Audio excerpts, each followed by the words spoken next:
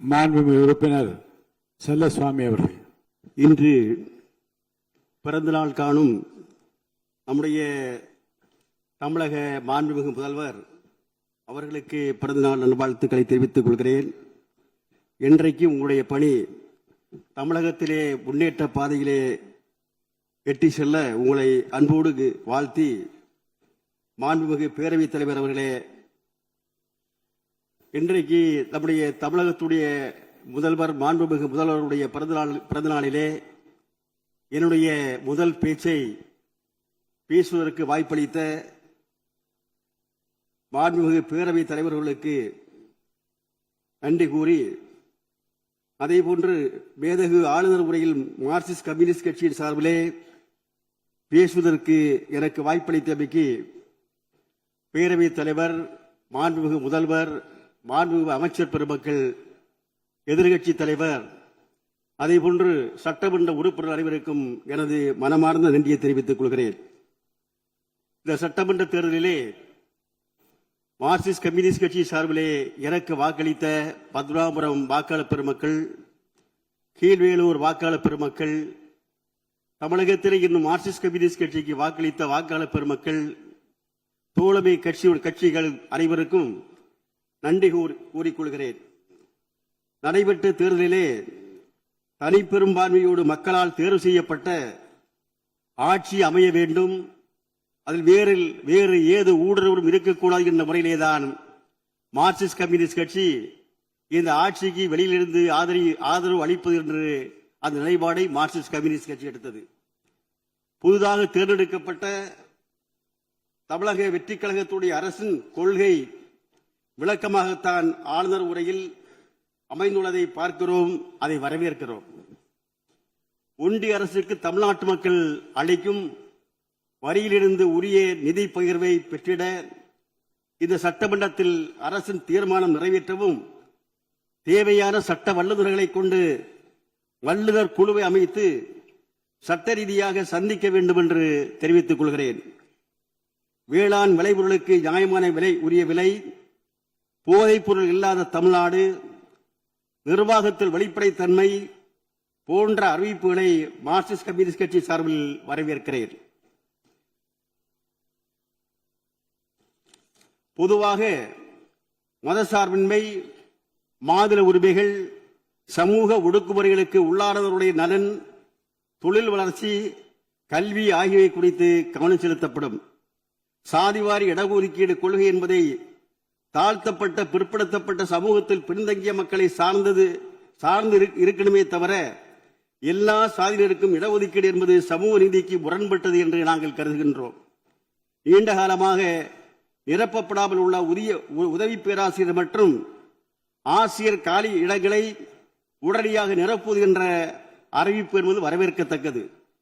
அதே சமயம் பள்ளி, கல்லூரி, பல்கலைக்கழகங்களில் நிரப்பப்படாமல் உள்ள காலி பணியிடங்களை நிரப்புவதற்கு அரசு முன்வர வேண்டும். ஆசிரியர், அரசு ஊழியர்களுக்கு மருத்துவ காப்பீடு, அவர்களுக்கு 100% கட்டணமில்லா மருத்துவ சிகிச்சை வழங்கப்பட வேண்டும். அதேபோன்று பல்வேறு நிலைகளில் நிரந்தரமின்றி தற்போது பணியாற்றி வரும் ஆசிரியர் பணியிடங்களை நிரப்புவதற்கும், ஆசிரியர் கல்வித் தேர்வில் வெற்றி பெற்றவர்களுக்கு பணி வழங்குவதற்கும் ஆளுநர் உரையில் இல்லாதது ஏமாற்றம் அளிக்கிறது. பணியிடங்களை நிரப்புவதற்கான நடவடிக்கைகள் எடுக்கும்போது அனைத்து பிரிவினையிலும் உள்ளடக்கியதாக இருக்க வேண்டும் என்று மார்க்சிஸ்ட் கம்யூனிஸ்ட் கட்சி கருதுகிறது. முதலீடுகளை ஈர்ப்பதற்காக அரசின் சார்பில் ஒரு புதிய தொழிற்கொள்கை வகுக்கப்படும் என்பதை வரவேற்பதுடன், பன்னாட்டு தொழிற்சாலைகளுக்கு வழங்கப்பட்டு வரும் சலுகைகள், கிடைக்கும் வேலைவாய்ப்புகள் குறித்து வெள்ளை அறிக்கை வெளியிடப்பட வேண்டும் என வலியுறுத்துகிறேன். தொழிலாளர்கள் நீண்டகால கோரிக்கைகள், போராட்டங்களுக்கு பேச்சுவார்த்தை மூலமாக முடிவுக்கு கொண்டு வர வேண்டும். தொழிற்சங்க உரிமை, கூட்டு பேர உரிமை, தொழிலாளர்கள் நலன் உறுதி செய்யப்பட வேண்டும். தமிழகத்தில் குறைந்தபட்ச ஊதியம் ரூபாய் 26,000 என்பதை நிர்ணயம் செய்ய வேண்டும். அதற்கான உத்தரப்பு குழுக்களை அமைத்திட வேண்டும். அரசு துறைகளில் தற்போதுள்ள காலி பணியிடங்களை நிரப்ப நடவடிக்கை எடுப்பது வரவேற்கத்தக்கது. எனவே அனைத்து காலியிடங்களை நிரப்பப்படும் போது தற்போது நிரந்தர பணியிடங்களில் உள்ள தினக்கூலி, ஒப்பந்த கூலி, தொகுப்பூதியம் மதிப்பூதியம் பெறும் ஊழியர்களை நிரந்தரம் செய்ய நிதிநிலை அறிக்கையில் அறிவிப்பு வெளியிட வேண்டும் என்று வலியுறுத்துகிறேன். அதேபோன்று மின்சாரம், போக்குவரத்து உள்ளிட்ட பொதுத்துறை நிறுவனங்களில் நீண்டகாலமாக ஊழியர் பற்றாக்குறை, பணியிடங்களை நிரப்ப நிதிநிலை அறிக்கையில் அறிவிப்பு வெளியிட வேண்டும். இந்து சமய அறநிலைத்துறை நிர்வாகத்தை மேம்படுத்துவதற்கு நடவடிக்கை எடுக்கப்படும் என்பது வரவேற்கத்தக்கது. அதே சமயம் கோவில் பொது சொத்துக்கள் அனைத்தும் அதன் புனிதமான நோக்கங்களுக்கு மட்டுமே பயன்படுத்த உறுதி செய்யப்படும். இதற்கு விளக்கம் அளிக்க வேண்டும். அத்துடன் கோயில் இல்லங்களில் குடியிருப்போர், சாகுபடி செய்வோர் நலன்கள் பாதுகாக்க உரிய நடவடிக்கை எடுக்கப்பட வேண்டும். அதேபோன்று கோவில் நிர்வாகத்தின் கீழ் ஏழை எளிய மக்கள் பயன்பெறும் வகையில் கல்வி நிலையங்கள், கல்லூரிகள் செயல்படுகின்றன. இவைகள் பாதுகாக்கப்பட வேண்டும்.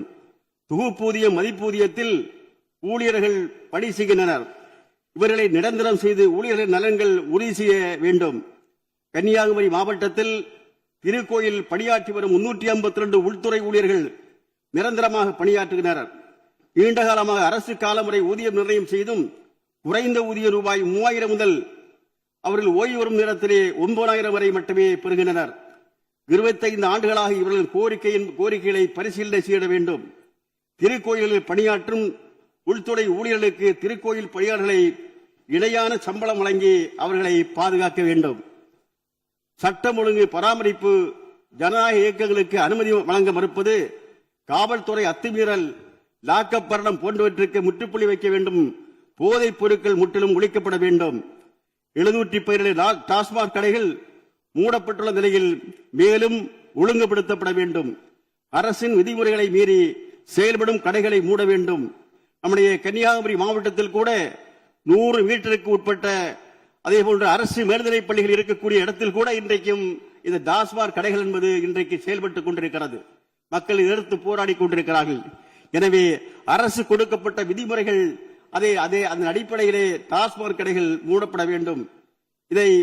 அதேபோன்று இதனுடைய சட்டம் ஒழுங்கு சம்பந்தமான விஷயத்தை நம்முடைய மாண்புமிகு முதல்வர்கள் கவனித்துக் கொண்டிருக்கிறார்கள். வேலியே பயிரை வேயக்கூடாது என்ற முறையிலே இந்த சட்டம் ஒழுங்கை நிலையாட்டுவதிலே மாண்புமிகு முதல்வர்கள் கவனம் செலுத்த வேண்டும். 19ஆம் தேதி தருமபுரி மாவட்டம் நீற்று கொடுமையால் உயிரிழந்த ரோசினி தற்கொலை செய்துள்ளார். நீட்டுத் தேர்வில் முறைகேடுகளை கண்டித்து மாணவர்கள் போராடி இருக்கிறார்கள். அவர்களை காவல்துறை கைது செய்திருக்கிறது. அதேபோன்று ஜனநாயக முறையிலே போராடிய மாணவர்களை கைது செய்தது மட்டுமல்ல, பெண்களை பெண் மாணவிகளை ஆண் போலீசாரை கையை பிடித்து இழுத்து அவர்களை கொடுமைப்படுத்தியிருக்கிறார்கள். இதற்கெல்லாம் அனுமதி அளிக்கக்கூடாது. சட்ட ஒழுங்கை பாதுகாக்க வேண்டும். அதை மாண்பு முதல்வர்கள் கவனிக்க வேண்டும் என்ற நேரத்திலே நான் சொல்லிக் கொள்கின்றேன். மீன்பிடி தொழிலில் ஈடுபட்டு வரும் மீனவர்கள் அடிக்கடி சந்திக்கின்ற துன்பங்களுக்கு ஒன்றிய அரசை இவ்வரசு தொடர்ந்து வலியுறுத்தியும் மீனவர்களின் வாழ்வாதாரத்தை வலுப்படுத்தவும் நடவடிக்கை மேற்கொள்ளப்படும் என்பதை வரவேற்கிறேன். கனிம வளத்துறையில் ஊழல் முறைகேடுகள் அரசுக்கு ஏராளமான வருவாய் இழப்புகளை சுட்டிக்காட்டப்பட்டுள்ளது. அதை ஒழுங்குபடுத்தப்பட வேண்டும். கன்னியாகுமரி மாவட்டத்திலே இருக்கக்கூடிய கனிம வளங்களை கொள்ளையடிக்கப்பட்டு, அடித்து உரைக்கப்பட்டு, சூறையாடப்பட்டு பக்கத்து மாநிலங்களிலே கடத்தப்பட்டு வருகிறது. எனவே அதை நிறுத்தப்பட வேண்டும், ஒழுங்குபடுத்தப்பட வேண்டும். கன்னியாகுமரி மாவட்டத்தில் இருக்கக்கூடிய மக்களுக்கு குறைந்த விலையிலே, நியாயமான விலையிலே அந்த கட்டுமான பொருட்கள் ஜல்லியாக இருந்தாலும் கல்லாக இருந்தாலும் கிடைப்பதற்காக அரசாங்கம் சில கல்குவாரிகளை அரசை ஏற்று நடத்த வேண்டும் என்று இந்நேரத்திலே பணிவோடு கேட்டுக்கொள்கிறேன். அதேபோன்று கூட்டுறவு சங்க கடன் முழுமையாக இன்றைக்கு ரத்து செய்யப்பட வேண்டும் என்று ஏற்கனவே அந்த தேர்தல் அறிக்கையிலே குறிப்பிடப்பட்டிருந்தது. 75,000 கடன் என்பதை நிச்சயமாக வரவேற்கிறேன், பாராட்டுகிறேன். நான் ஒரு கூட்டுறவு சங்கத்திலே 20 ஆண்டு காலம் கூட்டுறவு சங்க தலைவராக பணியாற்றி இருக்கிறேன். அதிகபட்சம் கூட்டுறவு பயிர்க்கடன் என்பது 1,50,000 ரூபாய். 1 லட்சம் வரை அந்த பயிர்க்கடன் கொடுப்பதே இல்லை. எனவே 75,000 ரூபாயை கொடுக்கப்பட்ட நம்முடைய மாண்புமிகு முதல்வர்கள் ஏதோ ஒரு கொஞ்சம் சொச்சம்தான் அந்த அதிகமாக இருக்கும், அந்த தொகை என்று இருக்கும் என்று எண்ணி முழுமையாக அந்த பயிர்க்கடனை நீங்கள் ரத்து செய்ய வேண்டும் என்று நீங்கள் அறிவித்து உடைய பெருமையை நாட வேண்டும் என்று உங்களை அன்போடு கேட்டுக்கொள்கிறேன்.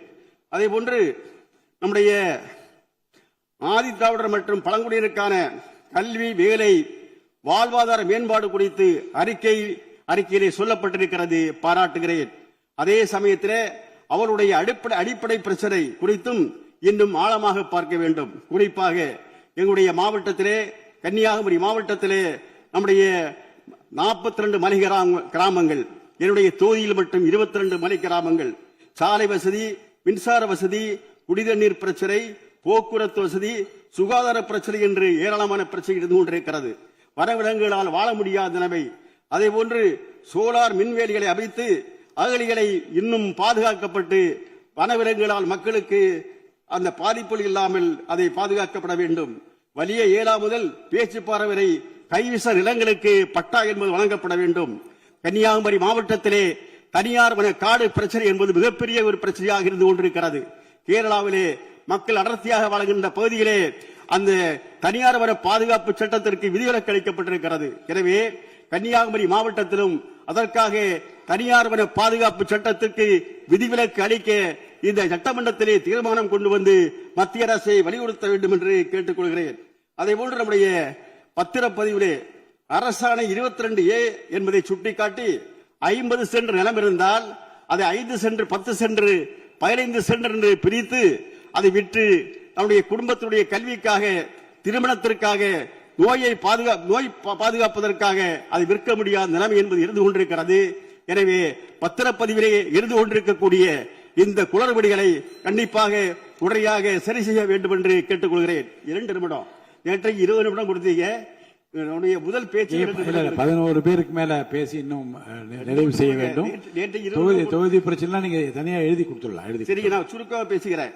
அதே போன்று நம்முடைய கல்விக்கூடங்கள் சம்பந்தமாக ஏராளமான பிரச்சனை இருந்து கொண்டிருக்கிறது. பள்ளிக்கூடங்களை கட்ட வேண்டிய, சுகாதார சம்பந்தமான மருத்துவமனைகளை சீர் செய்ய வேண்டிய, மருத்துவர்களை இணைக்க வேண்டிய பிரச்சனை இருந்து கொண்டிருக்கிறது. எங்களுடைய மாவட்டம் என்பது தொழில் வளர்ச்சி இல்லாத மாவட்டம்.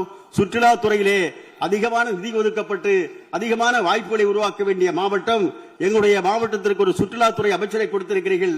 எனவே அதற்காக நீங்கள் அதிகமாக நிதியை ஒதுக்கி அதை பாதுகாக்க வேண்டும் என்று சொல்லிக் கொள்கிறேன். ஒரு விஷயத்தை, காவிரியில் புது அணை கட்டுவது சம்பந்தமாக அந்த விவாதத்திற்கு வரவில்லை. எங்களுடைய கட்சியுடைய நிலைப்பாடை மட்டும் நீங்கள் குறித்துக் கொள்ள வேண்டும் என்று சொல்கின்றேன். 1990 ஏற்படுத்தப்பட்ட நடுவர் மன்றம், 91 இடைக்கால தீர்ப்பு, 2007 இறுதி தீர்ப்பு, அதே போன்று உச்சநீதிமன்றத்திலே 2018 ஆண்டு இறுதி தீர்ப்பு, இதையெல்லாம் மீறி, உச்சநீதிமன்றத்துடைய தீர்ப்பை எல்லாம் மீறி மீண்டும் ஒரு நடுவர் மன்றம் என்று சொன்னால் என்னுடைய கட்சிக்கு அது ஏற்புடையதல்ல. அதை தலைகீழாக அதை கொண்டு செல்லுகிறது என்ற அச்சம் இருக்கிறது. எனவே இதனையை மாற்றிக்கொள்ள வேண்டும் என்று கேட்டு, நம்முடைய பொதுவாக இந்த ஆளுநர் உரையை மார்க்சிஸ்ட் கம்யூனிஸ்ட் கட்சி வரவேற்பதோடு குறிப்பான சில பிரச்சனைகள் மீது இந்த அரசு சரியான கவனம் செலுத்தி சரியான நடவடிக்கைகளை மேற்கொள்ள வேண்டும் என்று கேட்டு நம்முடைய ஆளுநர் உரையை நான் வரவேற்கிறேன் என்று சொல்லி என்னுடைய உரையை முடிக்கிறேன். நன்றி, வணக்கம்.